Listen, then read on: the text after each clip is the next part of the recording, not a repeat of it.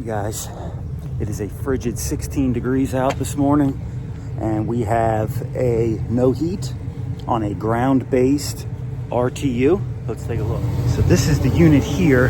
This one's working. I can hear it working.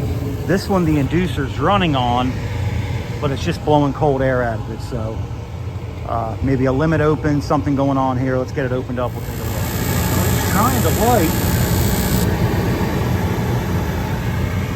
I hear it sparking.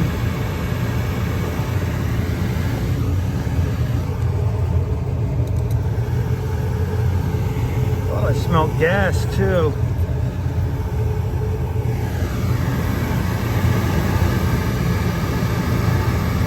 Pretty sure I smell gas.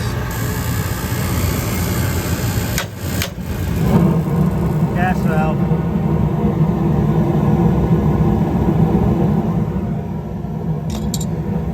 Gotta get him a gas valve. Well, I turned it off and then back on, and it fired up again immediately. So I just emailed the manufacturer, get a price and availability on the gas valve, get it changed out. Here's the valve we're going back with. Replacement gas valve, that's the part number. It's by White Rogers. There's the RE Michael part number, the 3C397. Direct spark. Replaces all these. Let's go. All right, we got our old valve off. What we want to do, we're going to go around and just clean up all of our fittings here. Just make sure there's no old pipe dope on any of that. Clean this one up here. And then clean this guy up here. Get all that off there, any old pipe dope, and then we'll re-dope everything. Put her back. We got her in. Turn the gas on. We'll check for leaks.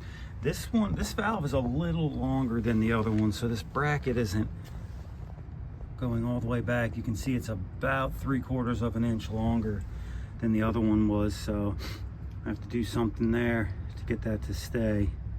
But got the gas back on now. We'll check. All right, we just fired up here.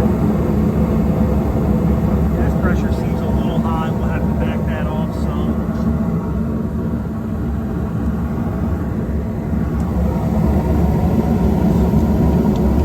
See this screw here.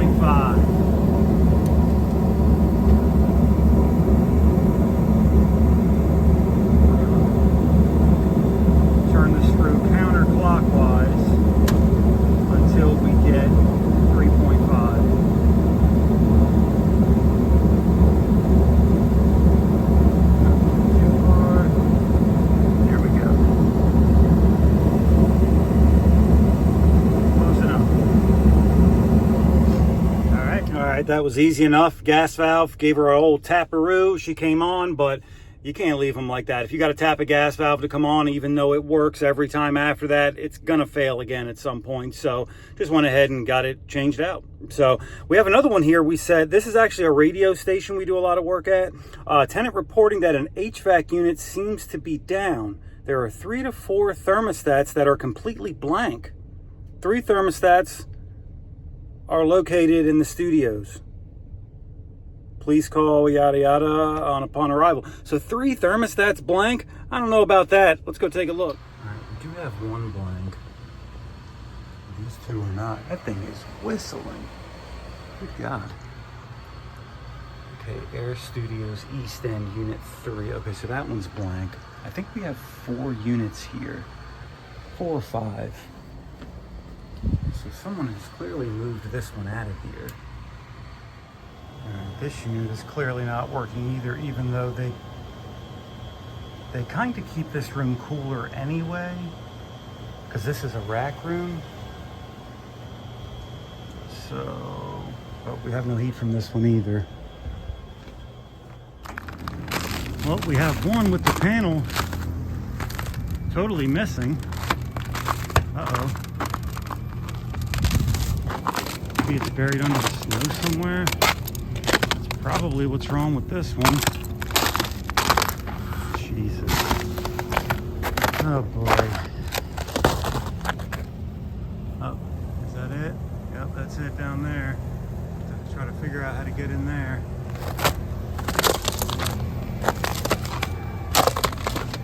All right. You know what? This unit doesn't even have any heat with it. It's got burners and all, but it's got no gas. So this one's not going to run in heat anyway. So, all right. This one here is not doing anything. So this one is probably the one with the blank thermostat.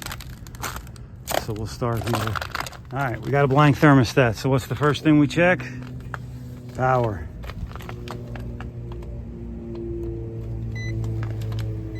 .206. And then on this one, it's a little different, but so we got 206, 206, okay. So between R and common, we have nothing. Okay. We are not tripped here. Let's check to see if we have 208 volts.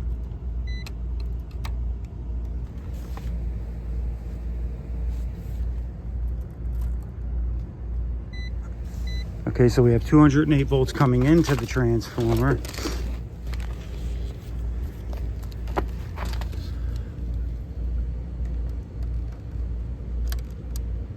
And 26 volts coming out. Okay, so our issue is somewhere else. Looks like we have a duct smoke here. So R comes out. All right, let's look at this. So our duct smoke is not wired in here, but we have no 24 volts. This is most likely a sensor.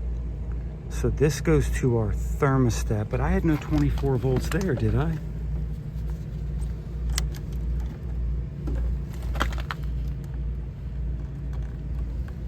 No, I have no 24 volts coming out of my board either. So it wouldn't be a duct smoke. Where am I losing 24 volts at? All right, let's look into this a little bit. All right, so I pulled the blower door off, and we got a broken belt, which means we probably have a tripped limit switch there. I have not touched it yet. Let me turn the disconnects off. R runs through here first. Let's listen for the click. Yep, that's it. All right, so what do we got here? We do have a replacement, but it says it's used. A49. Let's see if we got a new A49 on the truck. All right, I got the new A49 on there. That seems really tight though. I'm gonna back this off some. Yeah, that's way too tight. All right, got the new belt on. I got it a lot looser than it was. She was really tight. All right, we got the high limit reset. This thing should start.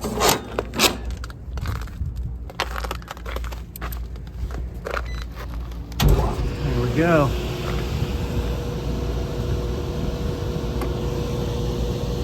.9. All right, this thing's gonna start running here in a minute. Let me get the panels back on. All right, guys, yeah, that belt just broke and then it tripped the limit switch. So that's what that limit switch is there for. It did its job. It shut the system down because it was overheating due to the broken blower drive belt.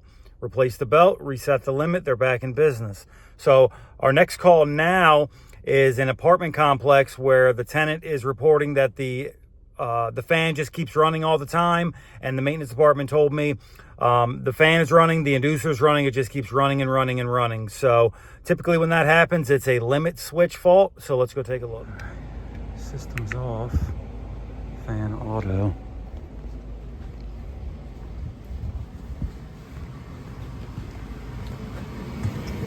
have blower and inducer. Let's see what's up. Here.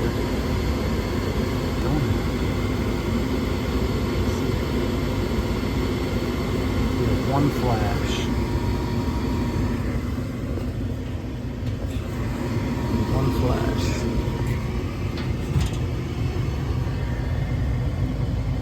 Limit circuit open or external load on W. Okay, so we have a open limit.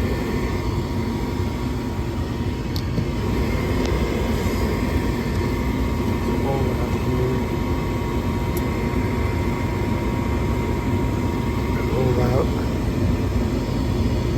Did not click. We have another one down the bottom here.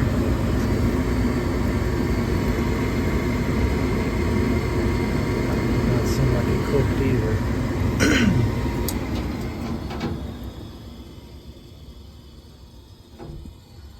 So we have another limit switch right there.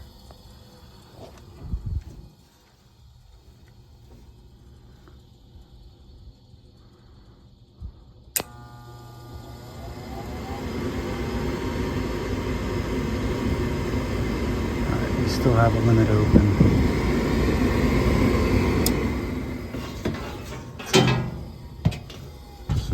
We're going to go through and test the limits. There's 3 of them. The 2 resettable ones did not click. That does not mean they're still not open though, but then we have our main high limit right there. So we'll check continuity through all of them. All right, so we're going to try to test that limit in there. We're going to listen for the tone like that. I can't really get you guys in there good.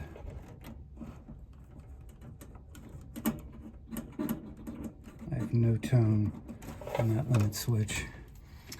Okay, let's pull it out of there, see what happened. All right, here's the limit switch. It certainly is charred. The furnace is completely cold though. Let's see if we can get any continuity through this at all, anywhere. So all the way up here at the switch, not the wiring of it. So there's still nothing there either. So the switch is actually bad.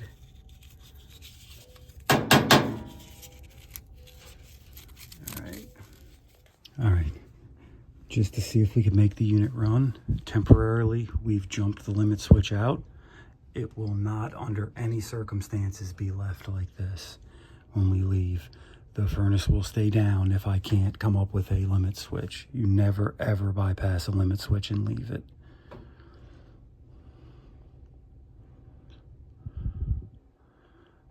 Okay, that seemed to be our problem. We're going to go ahead and jump W back.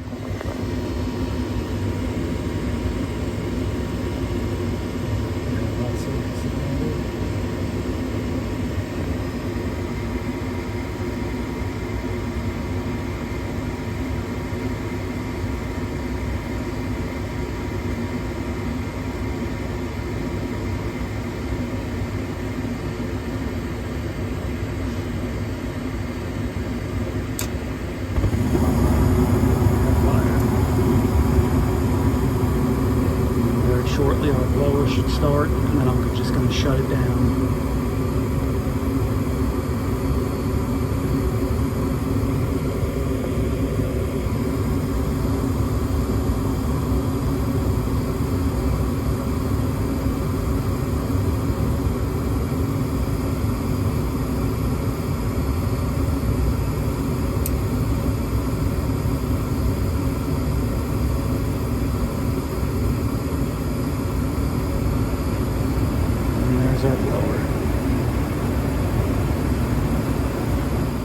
All right, guys, so unfortunately nobody had that limit switch in stock, so I had to order it.